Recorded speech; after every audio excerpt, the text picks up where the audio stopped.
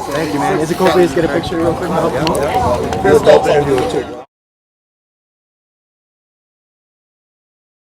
Hey guys, thanks for tuning in. I'm Damon Campbell with Music'sMyLife.com here outside of Fat Tiger in Chicago. Yeah. The Windy City, as you can tell.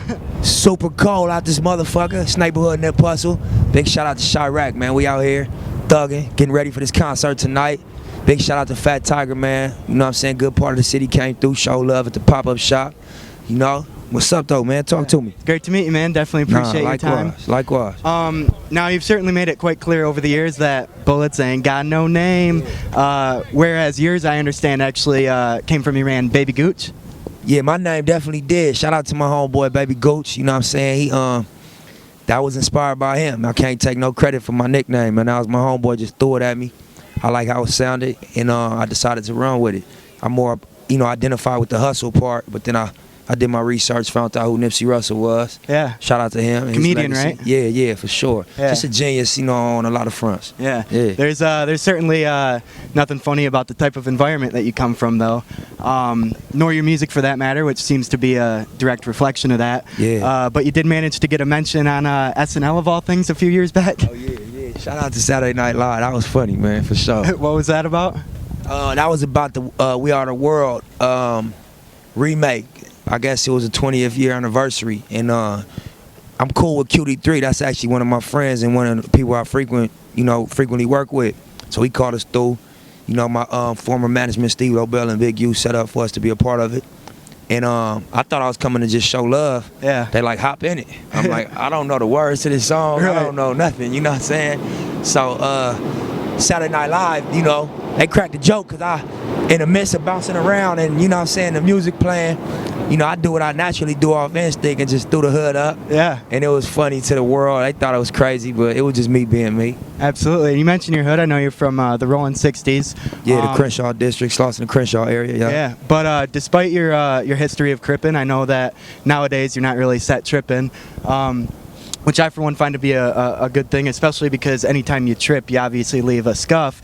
And on that note, definitely. On that note, didn't you actually used to shine shoes when you were younger? I did shine shoes at Chamber Shoe Shine, coincidentally on Slauson. I was going to the 6th grade, and I wanted to buy some school clothes, and I didn't want to pressure my mama because I knew, you know, she had her hands full with the bills, and having 2 other kids aside from myself, being a single mom. So I just went through every business in the neighborhood like I need a job. Yeah. And they was like, you too young, you know, you don't have a work permit, you too young. And the only one that gave me a job was a guy by the name of Paul Chambers. Oh, okay. And another young dude named Stephen Chambers. And it was a shoe shine parlor. I used to get $2.50 for every shoe I shine. Yeah. And my quota was $100 a day, so you can imagine how much good money for that age. Yeah, for sure. You know, I bought my whole 6th and 7th grade wardrobe off of that, man, and just learned about saving money and stacking and flipping like early on. So shout out to Chambers, man. I still come through there, and they real proud of my progress. Yeah, definitely. And then when you really hit the jackpot after signing your first deal, I guess you could say. If I'm not mistaken, you actually had to spend some time in a whole different type of shoe program because of like a spider bite. Yeah, actually I did. You did your research, huh? Clearly.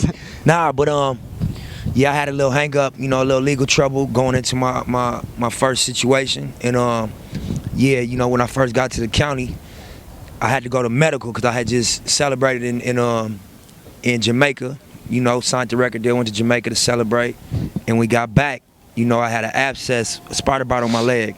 And, you know, when you're in the county jail, if you got anything, open wounds or anything like that, they put you in medical, which is a 23-hour lockdown. Yeah.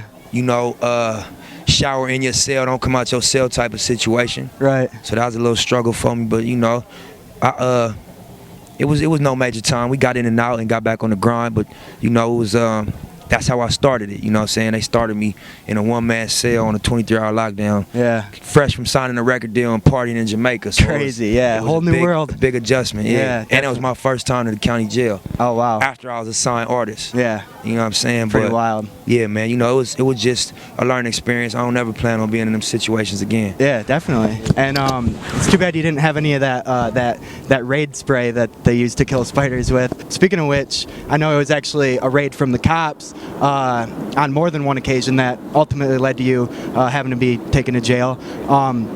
often stemming from gun charges. But on a much lighter note, sticking to your guns really paid off for you with the Proud to Pay campaign. And I understand that whole it was actually like a fellow, going back even further than Contagious, it's actually a fellow by the name of Dexter that kind of got the wheels turning with the whole F the middleman concept. Yeah, Dexter Brown, man, that was a early supporter, not only of myself, but of my whole squad, you know. He's from Trinidad, and he bought a house in our neighborhood, him and his wife and his 3 kids. Well, he didn't have no kids at that time, and he ended up having a daughter and 2 other daughters. But he was just like a creative. He's a photographer, he's a video editor, and he's just a creative spirit.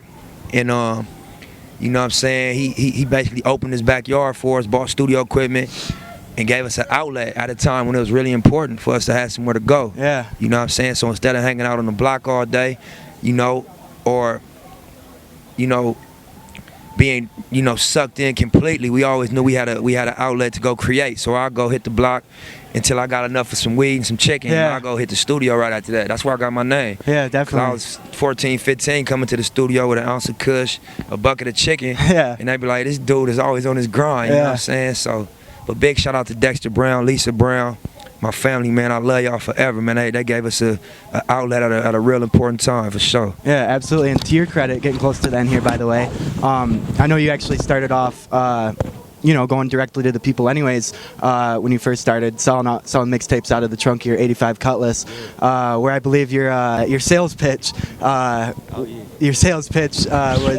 if it's whack, throw it out the window. Yeah. But that wouldn't have worked out too well, though, for Ving Rhames' first time listening to your music, would it have? Nah, it wouldn't have. I mean, I would have told him the same thing, but I think. Well, I'm saying, because wasn't he actually on a plane like with his daughter's iPod? Yeah, so you can't throw shit out the window on the plane. Yeah. For sure. Yeah, but nah, Van caught wind through his daughter. He said he had a trip to South Africa, and he just grabbed his daughter's iPod. And the only thing on there that was like some street shit was my shit. And he listened to it, and he actually just wrote 2 films and gave me 2 leading roles in 2 films based on hearing my music. Yeah. You know, and you know, again, you know, my former management, Big U and Steve Lobel, was kind of like the conduit for him to reach out to me. Yeah. So shout out to them. But yeah, man, you know, that was my sales pitch. I'll be on Crenshaw and Slauson in front of the Master Burger. I just thought it was so many people that was, check my CD out, buy my music. Yeah. I wanted to distinguish myself. So I'm like, if it's whack, throw it out the window. I'm going to sit right here. If it's Put garbage, the pressure on them. I don't have no Let them know you don't have anything to lose. Yeah, if it's weak, throw that shit out the window, go about your day. Confidence. Yeah, and a lot of times they'll be like, just because I said that, like, man, let me check that out, huh? Yeah. And so, yeah, that was my sales pitch, you know? Absolutely. For sure. And I know that throughout your career, a lot of people have kind of compared you to Snoop, based mostly off your looks and whatnot. Yeah. So I would imagine that you probably have a role reserved for you if they ever decide to need someone to play him in a movie about his life or whatever. I know he's been very supportive of your movement as well. Shout out to Snoop, man. That's the big homie. You always been 1,000, man. Yeah. He's the same nigga in real life he is on them records and in them movies, man. Yeah. I got a lot of love for Snoop. And interestingly enough, wasn't your first time recording actually over a Snoop Dogg beat on like your buddy's computer or something like that? Yeah, my homeboy Jermaine Jenkins used to live on 60th Street across the street from me. His mom, Miss Juliana Jenkins, used to take us to school every morning. We was young, like elementary. And yeah, you know, he had a computer in his house. Back then, that was a big shit to have a computer. Yeah, absolutely. And you know, we found out how to record over instrumentals. Do you remember like something like this, like plugged into the computer, and we used to just rap over old Snoop Dogg instrumentals. My first one was the Dogfather introduction. Oh, okay. The intro of the Dogfather album. You know Do you remember how your version went at all, or probably not? Not really. I don't know my verse. I wouldn't play myself on camera. Long time ago, right? Yeah. Yeah. But nah, that was the first record we the first time I heard myself on a beat was on the Dogfather intro. Well, lastly, man, you've certainly come a long way since then. At this point in your career, do you in any way consider music your life? Yeah, man, it's no separation. You know, I say that a lot. It's no separation. You know what I'm saying? So, it's the same thing to me. You know what I mean? I don't separate who I am in the studio from who I am in the world. Right. I just, you know, I don't even write records no more. You know, we go in the studio, turn the mic on, play the music.